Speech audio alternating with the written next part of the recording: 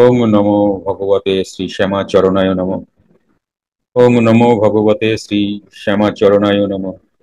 ওং নমো ভগবতে শ্রী শ্যামাচরণায় নমঃ। ওং শ্রী গুরুবে নমঃ। ওং শ্রী গুরুবে নমঃ। ওং শ্রী গুরুবে নমঃ। পুরাণ পুরুষ যোগীরাজ শ্রী শ্যামাচরণ লাহিড়ী গ্রন্থ থেকে 140 পৃষ্ঠা।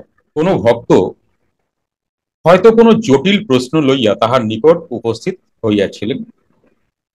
তিনি তাহার মনের ভাবটি বুঝিতে পারিয়া সহজ সরল উত্তরে তাহার সকল প্রকার সংশয় দূর করিয়া দিতেন। যে কোনো ভক্তের মনের সকল তরঙ্গই তাহার নিকট অজানা থাকিত না। আচ্ছা, এখানে তরঙ্গ বলা হলো কেন?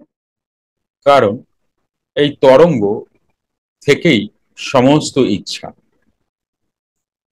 তুমি যদি কিছু জানতে চাও, সেটাও তো ইচ্ছা। তো এই তরঙ্গ থেকেই আমরা, মানে চঞ্চল মন ক্রিয়েট যখন হলো তরঙ্গ থেকে, চঞ্চলতা থেকে, ভাইব্রেশন থেকে।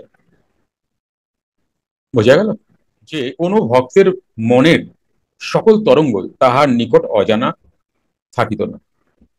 পুঁথিগত বিদ্যার মাধ্যমে তিনি কখনো কোনো শাস্ত্র ব্যাখ্যা করিতেন না। দেখো, গীতার প্রত্যেকটা শ্লোক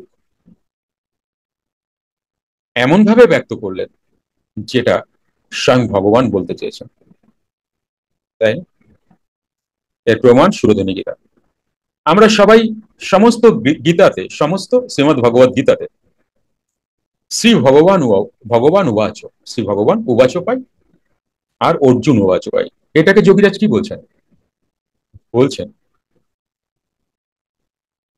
তেজস তত্ত্ব থেকে প্রশ্ন আসে, মানে মণিপুর থেকে প্রশ্ন আসে, আর সলভ কে করে? কূটস্থ। কারণ কূটস্থই তো ভগবানের আবাসস্থল, ভগবান ওখানেই থাকেন, তাই না? তাহলে এখানে কি হচ্ছে? কূটস্থ হইতে অনুভব হইতেছে। কথাটা বুঝতে পেরেছে? পুরো আলাদা কথা, এবং এটাই অ্যাকচুয়াল কথা। মণিপুর হইতে জিজ্ঞাসা, তেজস্তত্ত্ব জিজ্ঞাসা করছে, মানে তুমি সাধনা করছো, সাধনা করছো, যত জিজ্ঞাসা কোথায়? তোমার নাভিতে, মণিপুর চক্রে।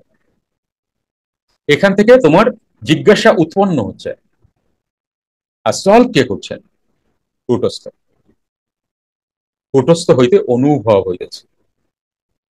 এটা যোগীরাজের ভাষ্য, সুরধনী গীতা।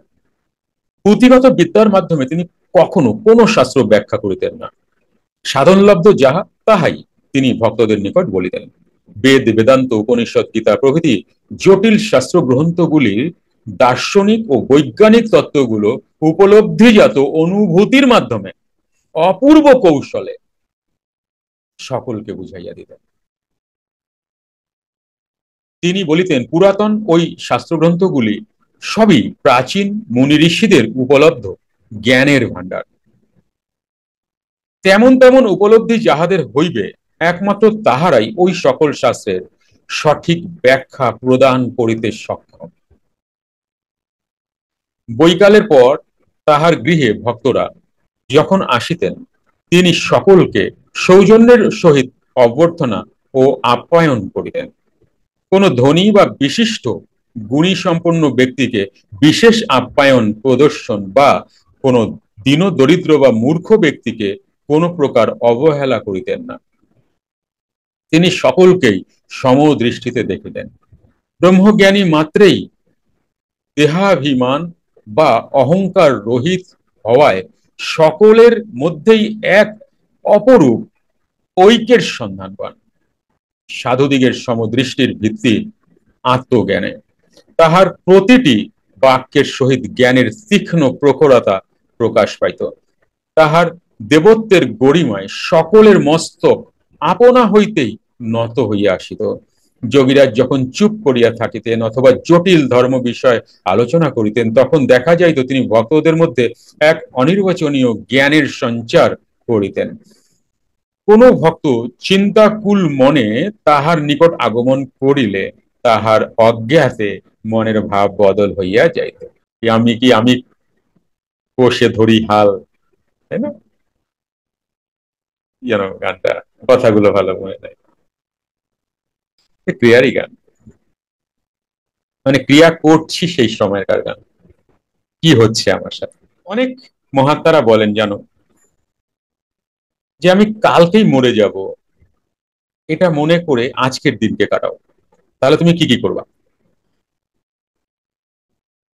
কালকে মরে যাব, আজকে তুমি কিভাবে কাটাবা? বউর সাথে ঝগড়া করবো, ডান। বউ হলে হাজবেন্ডের সঙ্গে ঝগড়া করবো, ডান। ওকে, পাড়া প্রতিবেশীর সঙ্গে ঝগড়া করবো, আমার 4 আঙ্গুল জমি কেন নিছো তুমি, ঝগড়া করবো। আরো কত কিছু, মানে যা অশান্তি আমরা করি, যে যেই টাইপের করি আমরা, সেগুলো কি করব? কি করব?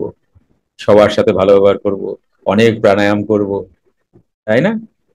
একটু পুরাণ পুরুষটা পড়ে নেব, যাওয়ার জন্য কালকে 8টা 5-এ আমাকে যেতে হবে, ধরো। তাহলে এখন বাজে কয়টা? আমার কথা বলছি 10টা 4, আধ ঘন্টা বাড়ায় নিও, 34 হয়েছে বাংলাদেশ। তাহলে এবার আমি কার সাথে কি ব্যবহার করব, আমার সাথে আমি কি ব্যবহার করব, আমার সাথে আমি কি কথা বলবো, এইটা মনে যদি কেউ করতে পারে, তার জীবন সুখী। কারণ আজ সুখী, আবার কালকে মনে করবো আমি তো কালকে মরে যাব, তাহলে কালকের দিনটা সুখী।